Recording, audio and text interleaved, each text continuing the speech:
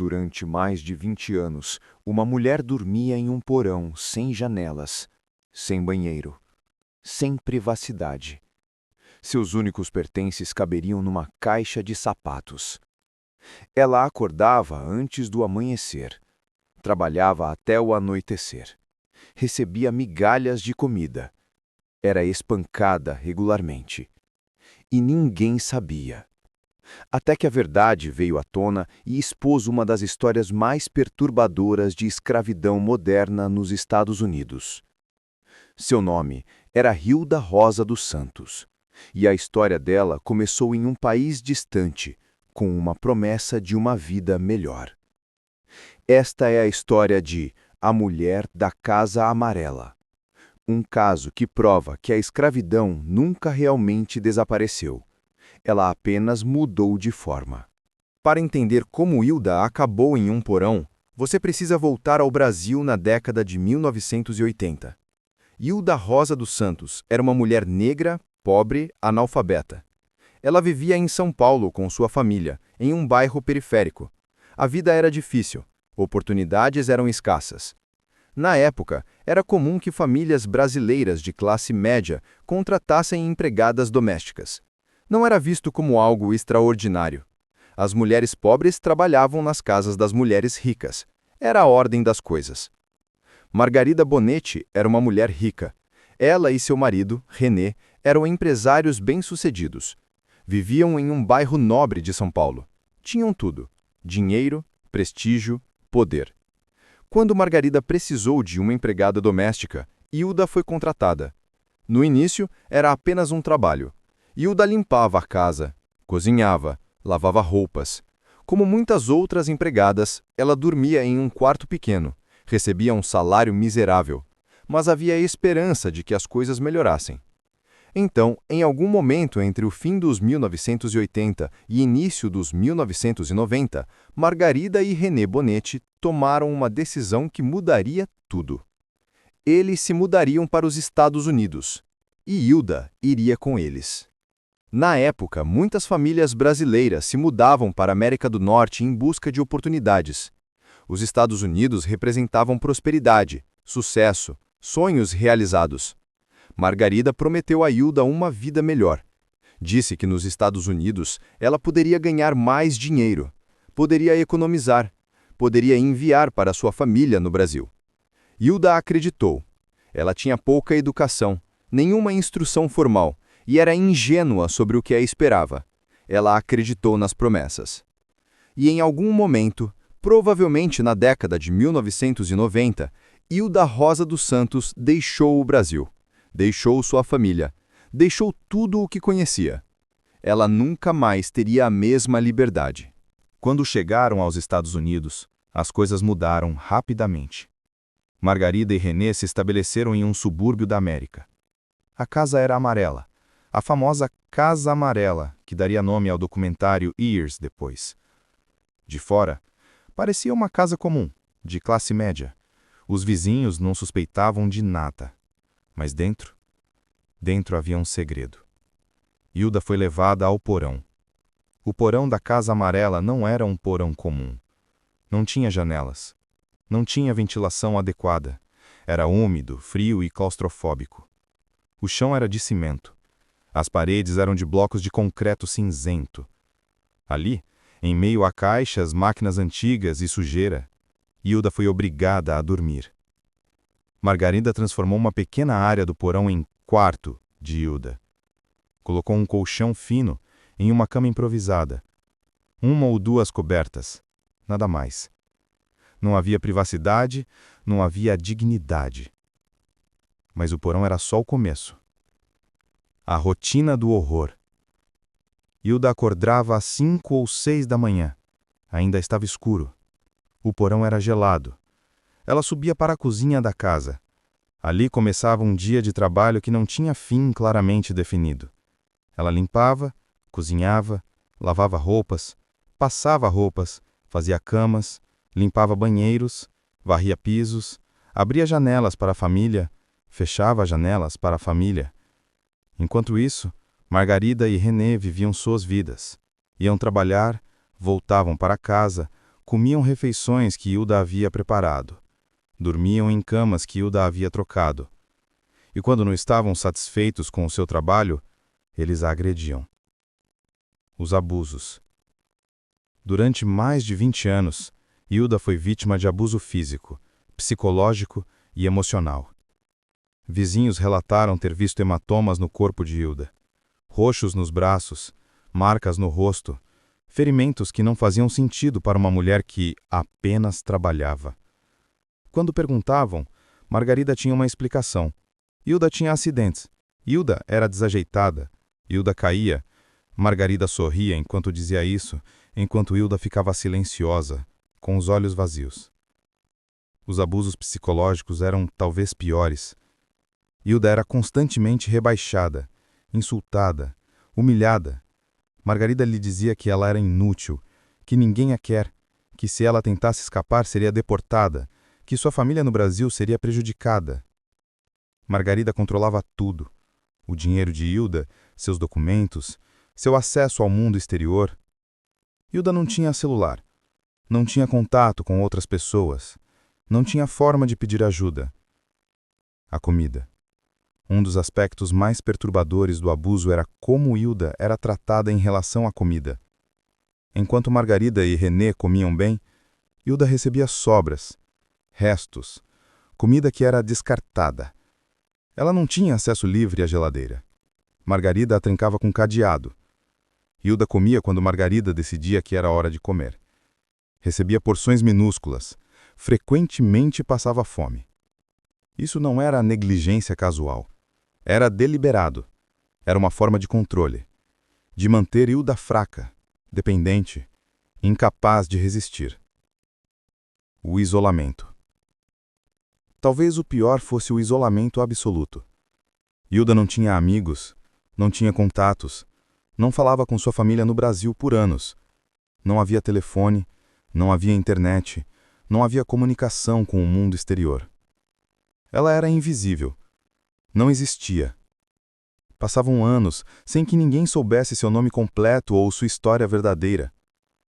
Quando vizinhos ocasionalmente viam Hilda, ela parecia distante, ausente, como se estivesse em outro mundo, porque, emocionalmente, ela estava. Durante 20 anos, ninguém soube. Mas a verdade tem uma forma de vir à tona. Os vizinhos começaram a suspeitar. As coisas começaram a mudar quando alguns vizinhos começaram a notar anomalias. Viram Hilda sair da casa apenas para tarefas específicas. Nunca ia ao correio sozinha, nunca ia comprar roupas, nunca fazia nada sem estar acompanhada por Margarida. Notaram como ela parecia assustada quando Margarida estava perto. Alguns vizinhos mais compassivos tentaram ajudar. Em pelo menos uma ocasião, um vizinho permitiu que Hilda entrasse em sua casa quando ela fugia temporariamente da Casa Amarela, buscando refúgio. Mas Hilda tinha medo. Margarida havia feito ameaças. Hilda não falava inglês fluentemente, não sabia para onde ir, não tinha documentos. Ela voltava. O ponto de virada. Então, em algum momento específico, os documentos oficiais estabelecem datas exatas, mas o ponto-chave é isso. Alguém finalmente chamou as autoridades. Pode ter sido um vizinho, pode ter sido alguém que trabalhou perto de Hilda, pode ter sido uma combinação de pessoas que finalmente decidiram que não podia ficar assim. A polícia foi chamada. As autoridades foram até a Casa Amarela. O que encontraram foi chocante mesmo para oficiais experientes em crimes. No porão, encontraram Hilda. Encontraram a cama improvisada. Encontraram as roupas que ela usava, as mesmas, repetidas, gastas, sujas. Encontraram a geladeira trancada com cadeado. Encontraram evidência após evidência de que uma mulher havia sido mantida essencialmente como prisioneira por mais de 2 décadas. A investigação. O que começou como uma chamada para a polícia local escalou rapidamente para investigações federais. O FBI se envolveu. Era um caso de escravidão doméstica, um crime federal, um crime grave. Enquanto Hilda era levada para a segurança, as autoridades começaram a reunir evidências contra Margarida e René. Conversas com vizinhos, registros financeiros, documentos médicos de Hilda mostrando ferimentos consistentes com abuso. Testemunhas que haviam visto Hilda ao longo dos anos confirmaram histórias de abuso e isolamento. O caso contra o casal Bonetti era sólido. A condenação de René Bonetti. René Bonetti foi preso e processado. As acusações eram graves: escravidão doméstica, trabalho forçado, abuso físico e psicológico. Em 2015, René Bonetti foi condenado. A sentença foi de 6 anos e meio de prisão federal. Além disso, ele foi obrigado a pagar uma indenização de $110 mil a Hilda pelos anos de abuso e exploração. Para alguns, essa sentença pode parecer leve: 20 anos de escravidão e apenas 6 anos e meio de prisão? Mas no sistema legal americano, era uma vitória significativa. René Bonetti foi levado para uma prisão federal. Ele cumpriria sua pena. Teria tempo para pensar sobre o que havia feito. A fuga de Margarida. Mas Margarida era diferente. Quando as autoridades começaram a fechar o cerco, quando ficou claro que uma prisão era iminente, Margarida Bonetti fez o que muitos abusadores fazem quando confrontados com consequências reais. Ela fugiu. Ela não esperou para ser presa, não enfrentou a justiça. Margarida fugiu de volta para o Brasil. Mais especificamente, ela se foi para São Paulo, para o bairro rico de Higienópolis, onde sua família possuía propriedades. Ali, em uma mansão, Margarida se escondeu. Ela estava tecnicamente foragida do FBI. Havia mandados por seu nome. Era procurada internacionalmente. Mas no Brasil, ela permanecia relativamente segura. As leis de extradição são complexas, os processos são longos. Margarida podia viver sua vida enquanto Hilda estava sendo ajudada a se recuperar de 20 anos de abuso. A ironia era brutal. Hilda depois. Depois que foi descoberta e libertada, Hilda foi para um abrigo. Recebeu apoio psicológico, começou a aprender inglês. Começou a contar sua história. Seus ferimentos físicos cicatrizariam, mas as cicatrizes psicológicas seriam muito mais profundas. Após 2 décadas de ser tratada como não humana, reaprender a confiar, a se sentir segura, a reconhecer seu próprio valor, seria um processo longo. Mas Hilda era forte. Ela havia sobrevivido, e agora ela poderia finalmente começar a viver. Em 2022, anos após os eventos, a série documental A Mulher da Casa Amarela foi lançada no Prime Video. O documentário trouxe a história de Hilda a audiências globais, mostrou os detalhes perturbadores de seu abuso, entrevistou Hilda, vizinhos, autoridades e especialistas em escravidão moderna. O documentário foi aclamado, ganhou prêmios. Mais importante, despertou consciência sobre um problema que muitas pessoas não sabem que existe. Escravidão moderna nos Estados Unidos. O caso de Hilda não é isolado. De acordo com organizações que combatem a escravidão, há dezenas de milhares de pessoas vivendo em escravidão moderna nos Estados Unidos neste momento exato. Muitos são trabalhadores domésticos, muitos são imigrantes, muitos não falam inglês, muitos têm medo das autoridades. Vivem em porões, em quartos escondidos, em fazendas isoladas, sendo explorados, abusados, mantidos prisioneiros. O caso de Hilda abriu olhos para esta realidade invisível. Onde está Margarida agora? Enquanto o documentário trazia atenção internacional ao caso, Margarida Bonetti permanecia no Brasil. Embora tecnicamente procurada pelo FBI, o Brasil não a extraditou. Ela continuou vivendo em sua mansão em Higienópolis.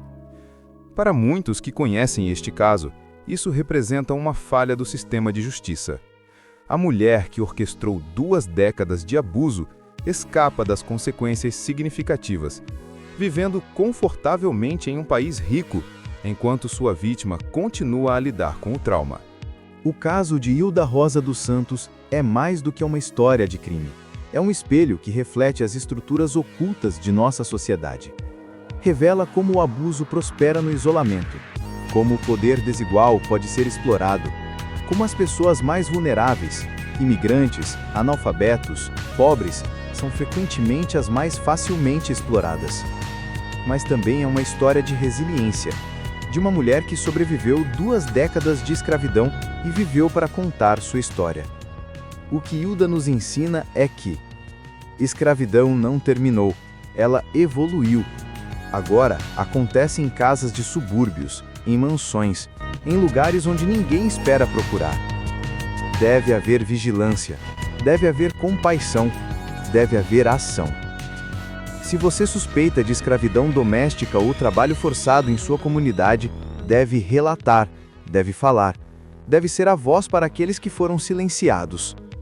Porque Hilda foi silenciada por 20 anos, e havia pessoas que poderiam ter feito algo sobre isso, mas não o fizeram. Não deixe isso acontecer novamente. Denuncie, pergunte, procure, porque em alguma casa, em algum porão, pode haver alguém como Hilda, esperando por alguém que se importe o suficiente para anotar. Esta foi a história de A Mulher da Casa Amarela, um lembrete perturbador de que o mal muitas vezes se esconde à vista de todos.